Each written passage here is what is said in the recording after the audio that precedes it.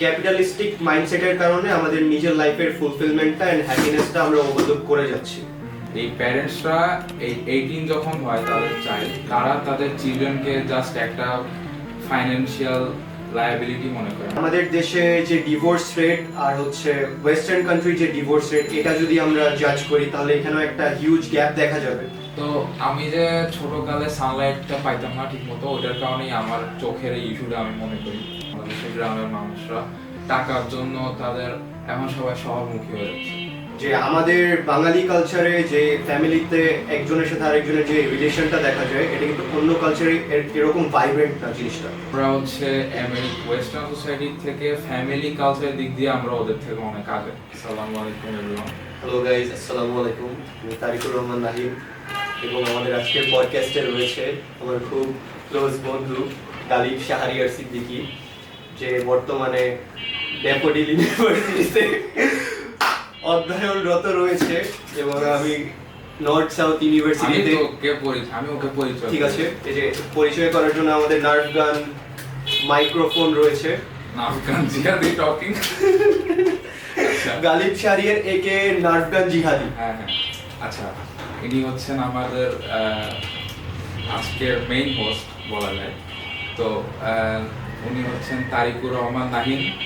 উনি বর্তমানে north south ইউনিভার্সিটির বিবিএতে অধ্যয়নরত। আমার হোস্টের কাছে নার্ভ গান মাইক্রোফোন পাস করে দিয়েছে। যেহেতু এটি আমাদের প্রথম পডকাস্ট, আমাদের সেরকম কোনো ব্যাকগ্রাউন্ড, কোনো টপিক নিয়ে কোনো রিসার্চ বা কোনো ব্যাপার নিয়ে আমাদের কথাবার্তা সেরকম আগে থেকে বলা হয় নাই। আমার আজকে দুপুরে নামাজ পড়তে, আজকে যেহেতু ফ্রাইডে জুম্মার নামাজ পড়তে, যে আমার মাথায় একটা প্ল্যান আসলো যে আজকে আমাদের মানে একটা পডকাস্ট শুরু করা যায়। সো আমি ওরে কল দিয়ে বললাম যে বিকাল আজকে ফ্রি আছে নাকি, এবং ক্যামেরার পিছিয়ে শুভ যে নতুন ক্যামেরা কিনছে, ওর ক্যামেরা দিয়ে শ্যুটটা আজকে হচ্ছে। সো ওরেও বললাম যে ও বিকালে ফ্রি আছে নাকি। তো সবার যেহেতু ফ্রি ছিল, পরে আমি ওকে বাইক নিয়ে গেলাম ওর বাসার নিচে, ওকে পিক করলাম এন্ড আমরা এখন শুভর বাসায় আসি। আপাতত এটা আমাদের পডকাস্ট জোন। এই সেটআপটা, বাসাটা, ক্যামেরাটা সবকিছুই শুভর, কিন্তু পডকাস্ট আমার। ওইটাই আমার মানে পডকাস্টে ইনিশিয়াল কোনো টপিক না থাকলেও আমার যে টপিকটা মাথায় ছিল, যে টপিকটা নিয়ে আমি চিন্তা করতেছিলাম নামাজ পড়তে যেয়ে, সেই টপিকটা হচ্ছে বাংলা আর বেঙ্গালি কালচারের সুপিরিয়রিটির ব্যাপারটা। অ্যান্ড বেঙ্গালি কালচার মানে আমাদের বাংলা কালচারকে কেউ কিন্তু সেভাবে সুপিরিয়র হিসাবে আমাদের ইউজুয়ালি আমরা কিন্তু মনে করি না। মানে আমাদের সাউথ এশিয়ানের ভিতরে যে মাইন্ডসেট সেটটা আছে, ওর যে স্টিগমাটা আছে, যে আমরা কখনো আমাদের নিজের কালচারটাকে নিয়ে ওরকম প্রাউড ফিল করি না। আমরা ব্রাউন প্যারেন্টিং, তারপরে হচ্ছে ব্রাউন প্যারেন্টস, ব্রাউন পিপল, এই জিনিসটা কিন্তু আমরা খুব একটা পজিটিভ টার্মে আমরা ব্যাপারটা নেই না। বাট আমার কিছু কিছু দিক থেকে মানে সুপিরিয়রিটির ব্যাপার থেকে, মানে সুপিরিয়রিটির ব্যাপারের এর দিক থেকে এই কিছু কিছু জিনিস রয়েছে যেগুলো হচ্ছে আমার এই আমরা যেরকম ওয়েস্টার্নিজম বলতে একটা মডার্ন একটা এরা বুঝি, আর ওয়েস্টার্নিজম মানে ওয়েস্টার্নিজমকে আমরা যে একটা মানে হায়ারার্কিতে উপরের দিকে দেখি, ওই ব্যাপারটা বাদ দিয়ে আমার মনে হয় যে আমাদের কালচারও এরকম কিছু ব্যাপার রয়েছে যেটা আমরা ওয়েস্টার্নিজমের থেকে বেশি আগিয়ে ওর ওয়েস্টার্নিজমের থেকে বেশি ফিগার্ড আউট ওয়েতে আমরা হ্যান্ডেল করে আসছি। ওই ব্যাপারগুলো নিয়ে আর কি পডকাস্টটা আজকে করার প্ল্যান করছি। তো আজকে আমাদের সাথে যে গালিব রয়েছে, সো গালিবের এই ব্যাপারটা নিয়ে যে অপিনিয়নটা ফার্স্ট, মানে আমি তো আমার ট্যাগলাইনটা যেটা ছিল যে ব্রাউন প্যারেন্টিং এন্ড আমাদের কালচারের যে সুপিরিয়রিটিটা আছে, এই ব্যাপারটা নিয়ে গালিবের যে মতামতটা থাকবে ওইটা আমরা ফার্স্টে শুনবো, দেন ওইটা নিয়ে আমি আমার মতামত শেয়ার করার ট্রাই করবো। Thank you for the mic Nahim. এখন তাহলে আমি মেইনলি শুরু করতে চাই হচ্ছে মানে ওয়েস্টার্ন সোসাইটির যে ফ্যামিলি স্ট্রাকচার।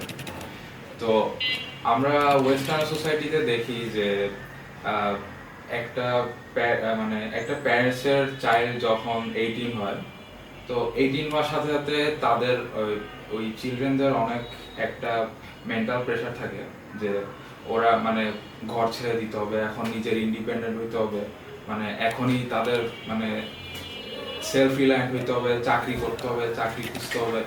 তো এমন এমন অবস্থা হয় যে মানে তাদের প্যারেন্টসরা এত ডেসপারেট হয়ে যায় যে মানে তাদেরকে বের করে দিবে।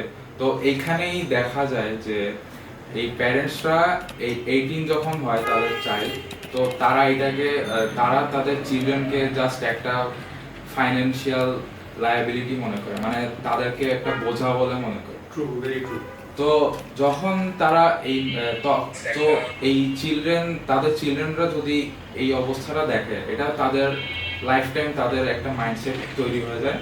তো একটা পর্যায়ে প্যারেন্টসরা যদি বেশি প্রেশার দেয় তাহলে এটা স্বাভাবিক যে চিলড্রেনদের তাদের প্যারেন্টসের প্রতি একটা রিজেন্টমেন্ট তৈরি হবে। তো এই রিজেন্টমেন্টটা যখন তৈরি হয়, আলটিমেটলি তাদের ফ্যামিলি স্ট্রাকচারটা খারাপ হয়ে যায়, তাদের মধ্যে রিলেশনশিপটা খারাপ হয়ে যায়। আমরা যেমন বাংলাদেশে দেখা যায় আমরা খুবই মানে ফ্যামিলি ডিপেন্ডেন্ট থাকি, বাট ফ্যামিলি ডিপেন্ডেন্ট হওয়ার কারণে মানে একটা পজিটিভ বিষয় হচ্ছে আমরা সম্পর্কটা অনেক ভালো থাকে। আমরা বাইরে কোথাও গেলে আমাদের ফ্যামিলি জিজ্ঞেস করে, আমরা বলে যাই। তো মানে এখানে আমরা এটাকে যদিও মনে করি যে মানে প্যারেন্টসরা বেশি কেয়ার নিচ্ছে, কিন্তু এটার পজিটিভ দিক হচ্ছে আমরা তাদের সাথে একটা ক্লোজার ফিল করি, আমাদের প্যারেন্টসদের সাথে একটা বন্ড ক্রিয়েট হয়ে যাচ্ছে। হ্যাঁ, একটা বন্ড ক্রিয়েট হয়। তো এই ওয়েস্টার্ন সোসাইটির এখানে তো ফ্যামিলির এই বন্ডটা কিন্তু নষ্ট হয়ে যায় আলটিমেটলি। তো আপাতত আমি এটুকুই বলতে চাই, বাকিটুকু নাইমের অপিনিয়ন। আমারও ও যেটা বললো ওটা নিয়ে আমি কমপ্লিটলি এগ্রি করি, বিকজ এই জিনিসটাই রিয়ালিটি যে আমাদের বাঙালি কালচারে যে ফ্যামিলিতে একজনের সাথে আরেকজনের যে রিলেশনটা দেখা যায়, এটা কিন্তু অন্য কালচারে এরকম ভাইব্রেন্ট না জিনিসটা। আমরা অনেক সময় লাইক আমাদের টিনেজ, স্পেশালি যারা টিনেজার্স ও টিনেজ ইয়ার্সে যখন আমরা পা ফেলি, তখন যে একটা ব্যাপার দেখা যায় যে আমরা মনে করি আমাদের প্যারেন্টসরা একটু আমাদেরকে প্রেশারাইজ করতেছে, আর আমাদের প্যারেন্টসরা অনেক সময় এরকম ফিল করাইতে পারে যে তারা আমাদের থেকে মানে আমাদেরকে ডমিনেট করার চেষ্টা করতেছে, বা আমাদেরকে একটা মানে আমাদেরকে একটু মানে আমরা যেরকম ওর আমাদের স্বাধীনতাতে একটা বাধা হিসাবে তারা নিজেদেরকে প্রেজেন্ট করতেছে। ব্যাপারটা যদি আমরা এভাবে না নিয়ে এভাবে ব্যাপারটা যদি নেই যে তারা আমাদের ভালোর জন্য, এক্স্যাক্টলি তারা আমাদের ভালোর জন্য, তারা আমাদের সোসাইটির হার্শনেসটা জানে, তারা অফকোর্স আমাদের থেকে এজ বেশি, তারা আমাদের সোসাইটির হার্শনেসটা জানে। সো আমাদের বেস্ট পসিবল আউটকাম তারা অলওয়েজ এক্সপেক্ট করে। একটা প্যারেন্টস কিন্তু অলওয়েজ তার মানে সে যতটুকু না ডেভেলপ ও সে যতটুকু না সে মানে নিজের ক্যারেক্টার বিল্ড করছে, সে অলওয়েজ চাবে তার সন্তান যাতে তাদের থেকেও বেটার পার্সন হিসাবে দুনিয়াতে এক্সিস্ট করে। এটা প্রত্যেকটা প্যারেন্টসেরই, একটা প্যারেন্টসের ট্রেটে ফ্লস থাকতে পারে, বাট সে অলওয়েজ একটা মানে ভালোবাসার দিক থেকে হইতে পারে, হচ্ছে একটা ভালো লাগার দিক থেকে হইতে পারে, সে তার বাচ্চাদের জন্য সে অলওয়েজ তার বেস্টটাই চায়। তো বাঙালি কালচারে এই ব্যাপারটা দেখা যায় যে হচ্ছে মানে প্যারেন্টসের সাথে তার বাচ্চাদের একটা বন্ডিং থেকে যায়। এটার জন্য হচ্ছে প্যারেন্টসের যখন এজ হয় তখন অনেকে দেখা যায় যে বাইরের ওয়েস্টার্ন কালচারে যেটা দেখা যায়, এজ হয়ে গেলে তাদের বাচ্চারা তাদের মানে প্যারেন্টসদেরকে একটা মানে নিজেদের উপরে মানে ওয়েট ফিল করে, যে কারণে ওদের হইতেছে মানে হচ্ছে তোমার ওই মানে বয়স হয়ে গেলে প্যারেন্টসরা যখন ওই আমেরিকান সোসাইটির চিলড্রেনদেরকে মানে একটা লায়াবিলিটি মনে করতো, তো এই সেম প্যারেন্টসরা যখন বড় হয়ে যায় মানে ওল্ড এজ হয়ে যায়, তখন তাদের চিলড্রেনরা কিন্তু আবার তাদেরকে লায়াবিলিটি মনে করে।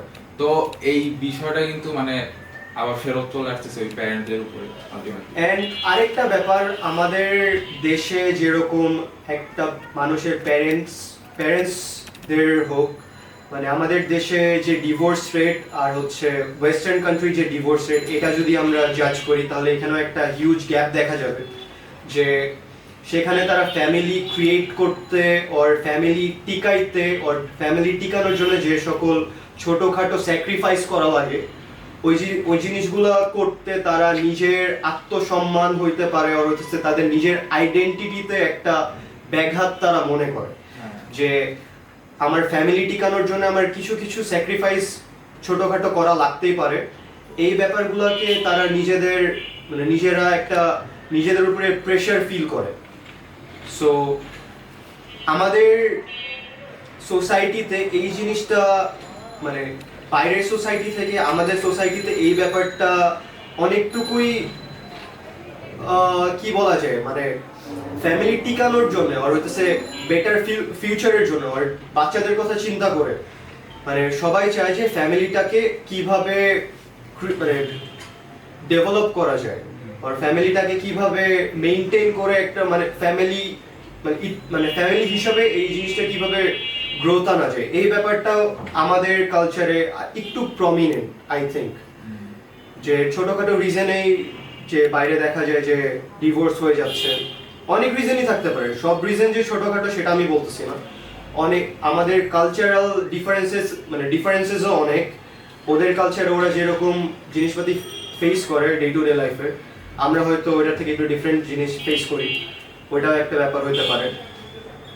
সো আপাতত এই ব্যাপার নিয়ে আমার থটস এটাই যে হচ্ছে আমাদের মানে অ্যাজ আ কালচার আমাদের অনেক কিছুই আমাদের কালচারে অ্যাকচুয়ালি ফিগারড আউট, যেটা হচ্ছে ওরা ওরা বলতে ওয়েস্টার্ন কালচারে যে জিনিসগুলো এখনো মানে ওরা একটু ক্লুলেস ভাবে ডিল করে, যে মানে যেরকম এই ক্লোজনেসের ব্যাপারটা মানে নিজের আমাদের যেরকম আমরা যদি ট্রাইবাল এজে চলে যাই লাইক কেভম্যান পিরিয়ডে, তখন হইতেছে তোমরা মানে তখন তারা যত ক্লোজলি অ্যাটাচ থাকতো ওদের সার্ভাইভালের চান্সেস তত বেশি বেড়ে যেত। সো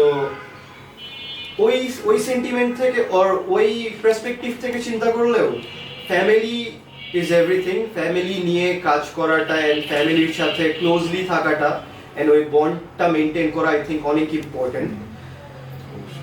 সো এই ব্যাপারটাই এই এক্সাম্পলটা দিয়ে এই জিনিসটা মানে আমার কাছে জাস্টিফায়েবল যে ট্রাইবাল পিরিয়ড থেকে জিনিসটা হয়ে আসতেছে, এটার এগেইনস্টে যদি যায় এটার এগেইনস্টে যাওয়ার মানে হচ্ছে বাংলাদেশের কালচারটা এক্সট্রিম বলা ঠিক না। এক্স্যাক্টলি বাংলাদেশের কালচার আমার কাছে, তোর বাংলাদেশের কালচার কিরকম লাগে? আমার কাছে বাংলাদেশের কালচার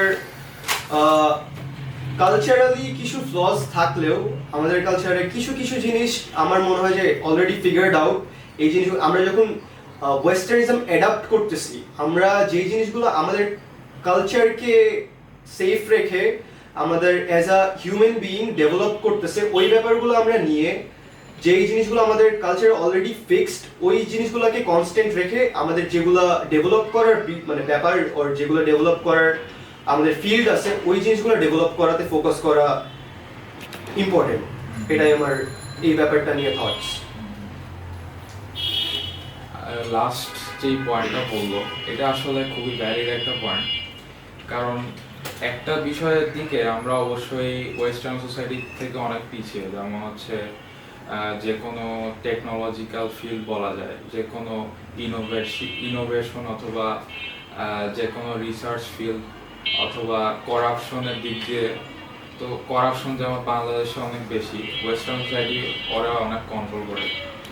তো এইসব দিক দিয়ে আমরা অনেক পিছায়, আবার ওদের একটা কালচারাল একটা ইফেক্টও আছে যার কারণে ওরা এইসব দিক দিয়ে আগে থাকে। তো আমরা বাংলাদেশিরা হচ্ছে বাংলাদেশি অথবা এই সাউথ ইস্ট এশিয়ান যারা আমরা হচ্ছে ওয়েস্টার্ন সোসাইটির থেকে ফ্যামিলি কালচারের দিক দিয়ে আমরা ওদের থেকে অনেক আগে অবশ্যই, কিন্তু আমরা ওইসব দিক দিয়ে পিছাই। তো আমাদের অ্যাটেনশনটা হওয়া উচিত যেন আমরা ওদের ওইসব ফিল্ডগুলো, ওদের যেসব ভালো দিক আছে, ওদের যেসব পজিটিভ আছে ওগুলা যেন আমরা আমাদের কালচারে নিতে পারি সেটার চেষ্টা করা উচিত, সেটার অ্যাডাপ্ট করার চেষ্টা করা উচিত। আর ওদের যেসব উল্টা কালচার মানে লিবারেল কালচার সবসময় মানে সব কিছু তো আর অ্যাকসেপ্ট করা ঠিক না। যেমন এখন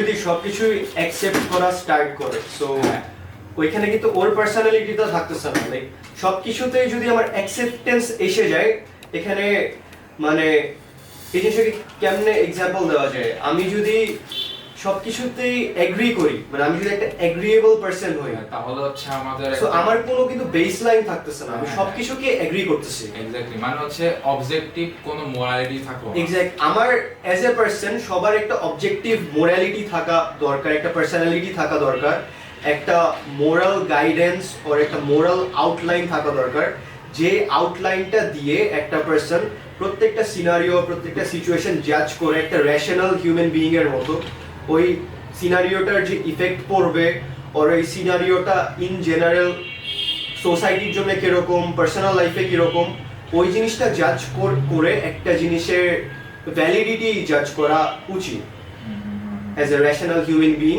এটা প্রত্যেকটা মানুষের কর্তব্য। এটা যদি আমরা জাজ না করে, আমরা যদি প্রত্যেকটা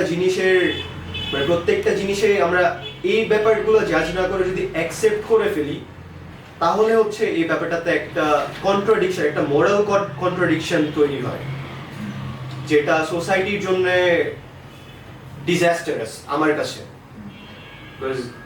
সোসাইটিতে ক্রিটিক্স থাকবেই, সোসাইটিতে অপোজিশন থাকবেই, অ্যান্ড সোসাইটির প্রত্যেকটা হিউম্যান বিইং সেম ভাবে চিন্তা করবে না, বাট মানে আমাদের একটা মানে সবার ডিফারেন্ট অপিনিয়ন থাকাটা এটা দোষের না, বাট একটা অপিনিয়নের ভ্যালিডিটি জাজ করাটা এটা আমাদের সবার কর্তব্য।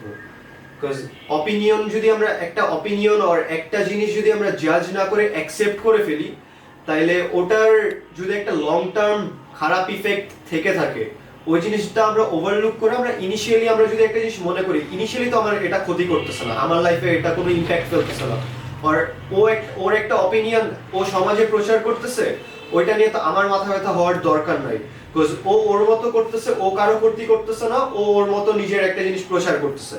But in a long term ও যখন একটা জিনিস প্রচার করতেছে যে জিনিসটা মোরালি ইনকারেক্ট, আমি বলতেছি না, আমি কোনো স্পেসিফিক কোনো টার্ম দিচ্ছি না, মানে একটা জিনিস যদি হয় যে একটা মোরালি ইনকারেক্ট, মোরালিটি সবার কাছে different, but in general moral guideline I think সবার প্রত্যেকটা মানুষের একটা মোরাল গাইডলাইন থাকে, তো এটার বেসিসে আমি ব্যাপারটা বলতেছি। সো ও যখন একটা জিনিস প্রচার করতেছে সমাজে, ওই জিনিসটা আমি যদি ইনিশিয়ালি দেখি আমার কোনো ক্ষতি করতেছে না, বাট আমরা যখন জিনিসটা যখন over the period of time দেখা যাবে এখান থেকে এই জিনিসটা আমাকে পার্সোনালি ইনফ্লুয়েন্স না করলেও আমাদের ইয়াঙ্গার এক্স্যাক্ট আমাদের নেক্সট জেনারেশন, আমাদের বাচ্চা কাচ্চারা, ওর আমাদের কি বলে আমাদের যারা একটু ইজিলি ইনফ্লুয়েন্স যারা হয়, যারা নিজের থটস নিজের আইডেন্টিটি ওভাবে ক্রিয়েট করতে পারে নাই, ওদের আইডেন্টিটি ক্রিয়েট করার সুযোগটা না দিয়ে ওরা একটা ডিফারেন্ট আইডিওলজি ওদের মাথায় চাপাই দিচ্ছে, which I think is not correct. So এই ব্যাপারে এই জিনিসটা নিয়ে এটাই বলা ছিল। আর আরেকটা এখন প্রবাবলি এই টপিকটা নিয়ে ভালোই আলোচনা হয়েছে I think. So next topic, আমার মাথায় একটা জিনিস কিছুক্ষণ ধরে বাজ করতেছিল, এই ওয়ার্ডটা আমি কিছুদিন আগে প্রবাবলি একটা ভাইয়ের কাছে শুনছি, নিও লিবারাল ক্যাপিটালিজম। এটা ইটস লাইক ক্যাপিটালিজমের, লিবারাল ক্যাপিটালিজমের new age. So what's your opinion on capitalism? সত্যি বলতে আমি আসলে এই টার্ম নিও লিবারাল ক্যাপিটালিজম বিষয়টা নিয়ে আমি অত ইনফর্ম না, বাট ক্যাপিটালিজম নিয়ে হালকা পাতলা জানি। Maybe something about the corporations dominating every field, every job sectors. So এখন আসলে আমি এটা নিয়ে অত ভালো ইনফর্ম না।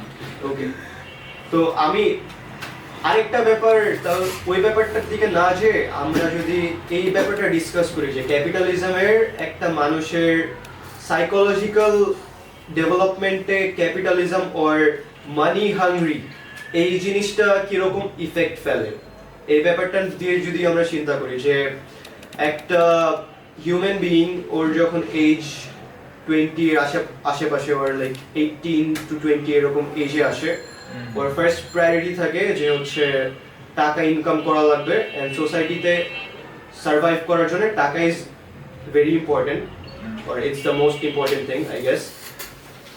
সোসাইটিতে সার্ভাইভ করার জন্য আমাদের টাকা লাগবে, বাট যে মানে মানি ইজ এভরিথিং এই টার্মটা নিয়ে তোর অপিনিয়ন কি?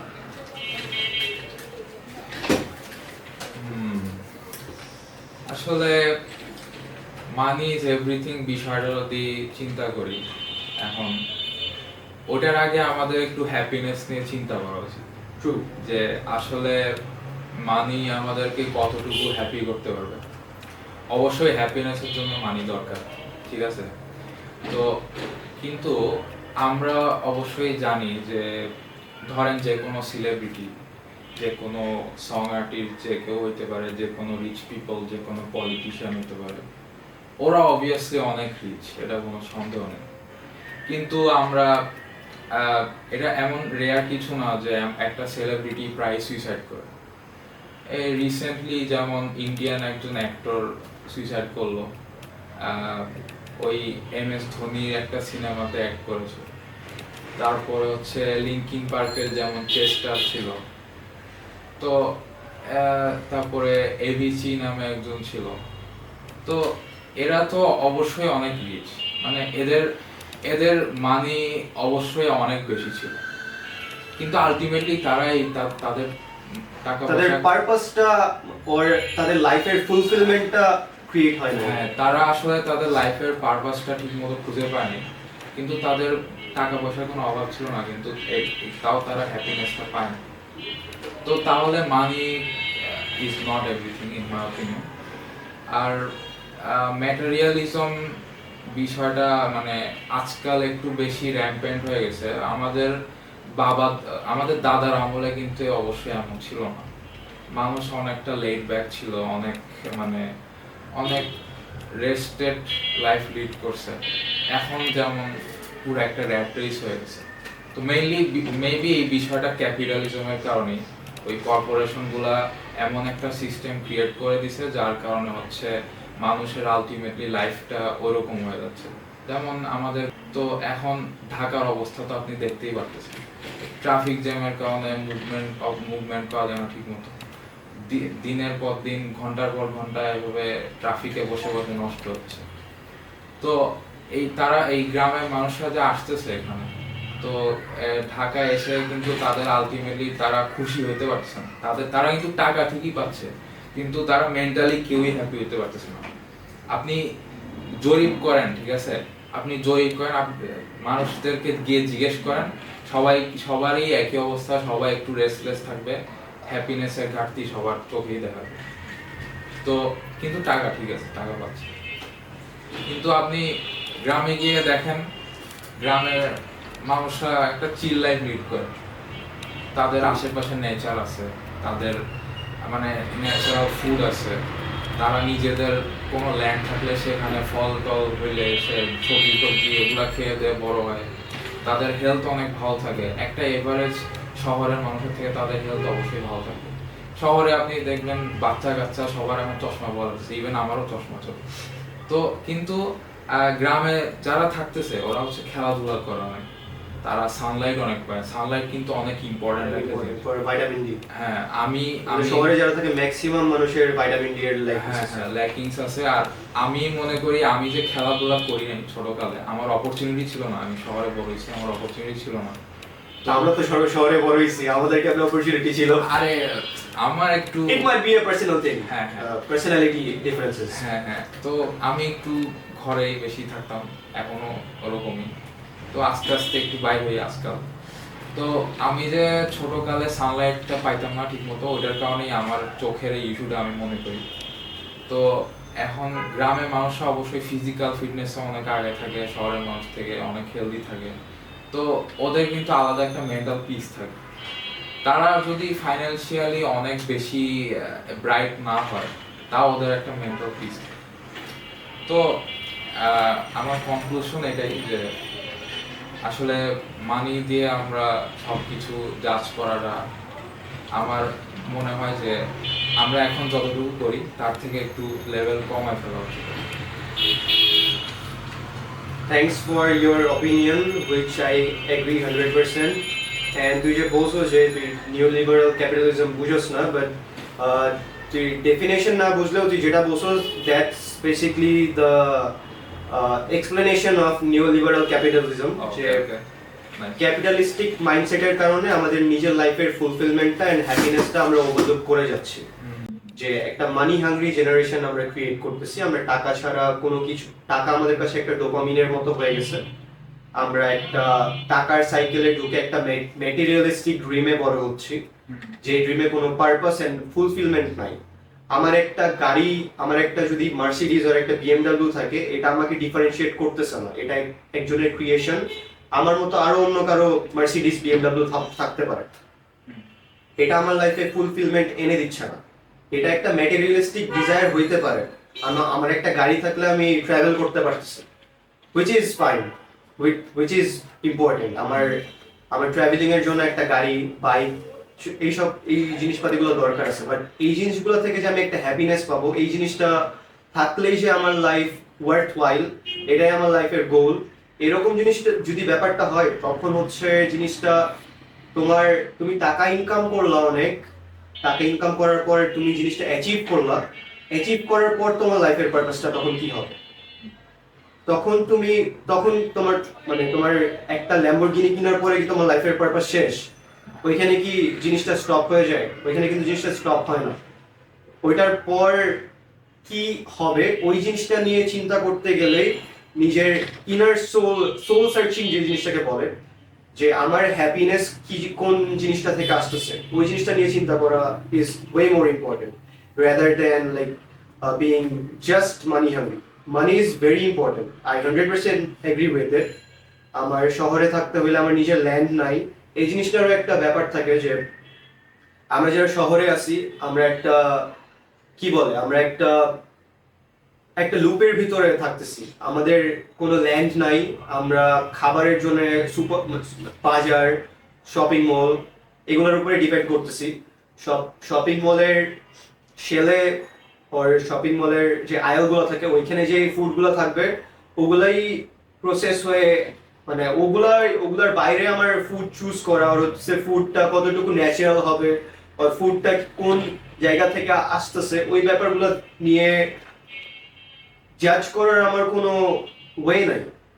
কারণ ওইখানে যে খাবারগুলো আসতেছে ওগুলোই আমার খেতে হইতেছে, আমার নিজের কোনো ল্যান্ড নাই যেখানে আমি এই জিনিসটা বানায় খাইতে পারবো।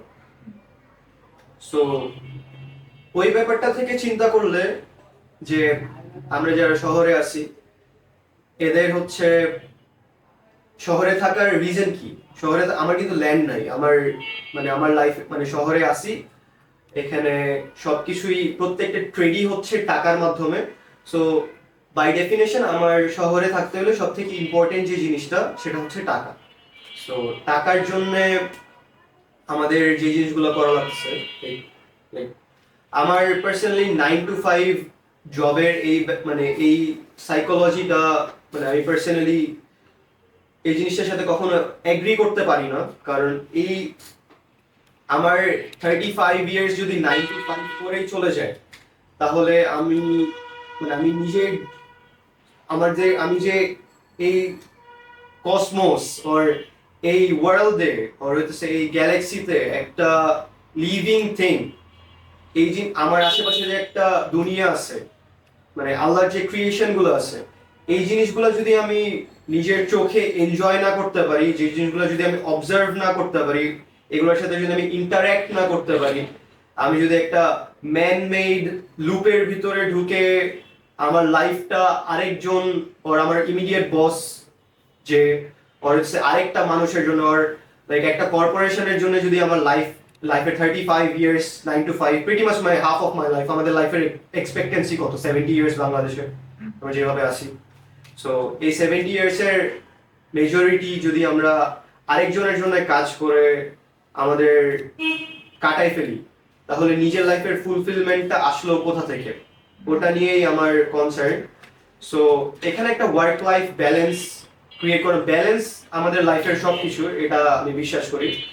কাজ করতে হবে না যে এরকম না, আমাদের মানি আর্ন করা লাগবে। তো আমরা মানে আমরা যদি ট্রাভেলও করতে চাই, ট্রাভেল করার জন্য আমার একটা টাকা লাগবে, সেজন্য আমাদের অফকোর্স কাজ করা লাগবে। অ্যান্ড এই কাজটার ভিতরে ওই ব্যালেন্সটা খুঁজে পাওয়াটা আমার কাছে খুবই important, rather than like working non stop or সব কিছুকেই টাকা দিয়ে জাজ করাটা, আমি কত টাকা আর্ন করতেছি, কত টাকা হইলে, মানে এটা টাকা কেউ যদি আর্ন করা স্টার্ট করে, এই জিনিসটা লুপে যদি কেউ ঢুকে যায়, টাকা কিন্তু ইনফিনিট গ্লিচ। আমি চাইলে আরো বেশি টাকা, আমার কাছে যত টাকা আছে এটা থেকে আরো বেশি টাকা আর্ন করতে পারবো, মানে প্রপার স্কিল এবং নলেজ যদি আমার থাকে, আমি আমার টাকা থেকে আরো টাকা আর্ন করতে পারবো। Like this how capitalism work, this how our society works. So আমি চাইলেই আমার যখন টাকা আর্নিং একটা ডোপামিন রাশ আমার ব্রেনে হয়ে যাবে, যে আমার একটা টাকা আছে, এটা থেকে আমি আরো বেশি টাকা আর্ন করতে পারবো, এই জিনিসটা যখন ঢুকে যাবে, তখন হইতেছে ওই টাকা থেকেই আমার ফুলফিলমেন্টটা আসতেছে, এই ব্যাপারটা চিন্তা করে আমরা ওই লুপটাতে ঢুকে যাবো, যেটাকে বেসিক্যালি আমরা র্যাট রেস বলতেছি।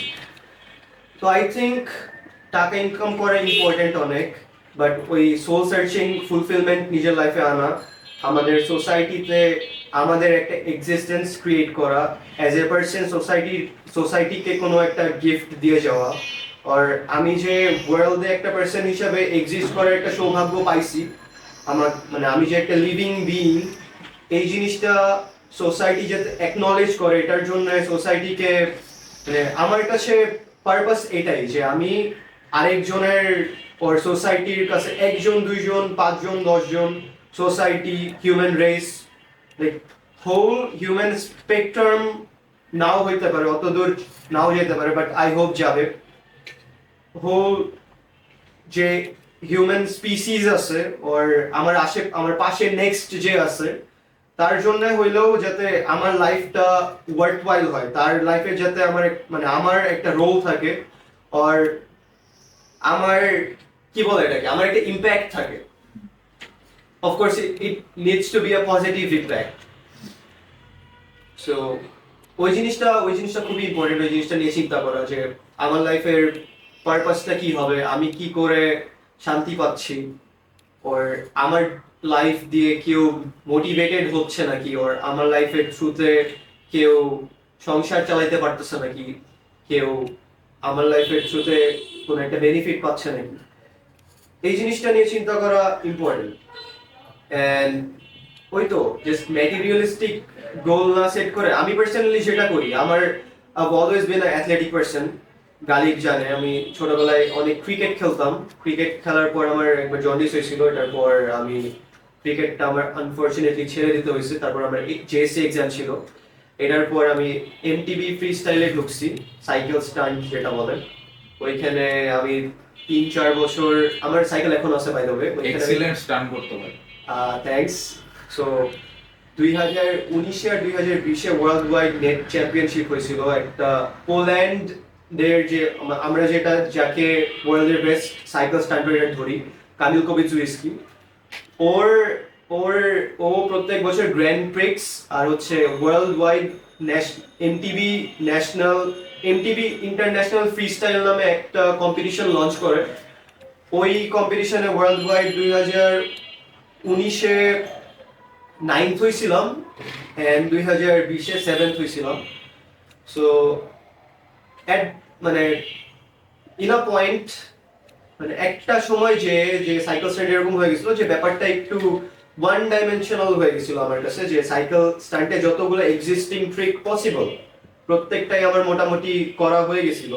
সো ব্যাপারটা তখন যেহেতু মনে হচ্ছিল যে সবগুলো ট্রিকই পারি মোটামুটি, যতটুকু পসিবল, যতটুকু আমি দেখছি সবগুলাই আমার প্র্যাকটিস করা হয়ে গেছে এবং সবগুলাই আমি পারতেছি, তখন যেটা চিন্তা করলাম যে এটার পরে নেক্সট কি গোল সেট করা যায়।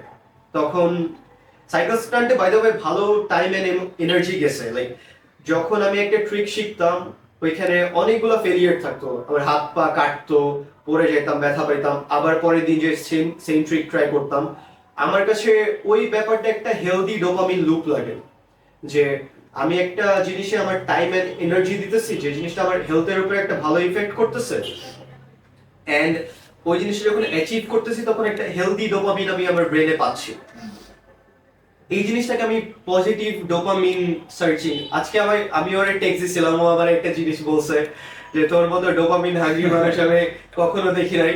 আমি তখন বলছি আমি তো অ্যাটলিস্ট হেলদি ডোপামিন সার্চ করতেছি, তখন like he agreed with the point যে ডোপামিন ওই ব্যাপারটি। তখন আমি স্কেটবোর্ডিং এ শিফট হয়েছি। স্কেটবোর্ডিং 1 বছর করার পর I was a sponsored skater by DOB skate shop. এখন আমি MMA mix martial arts train করতেছি।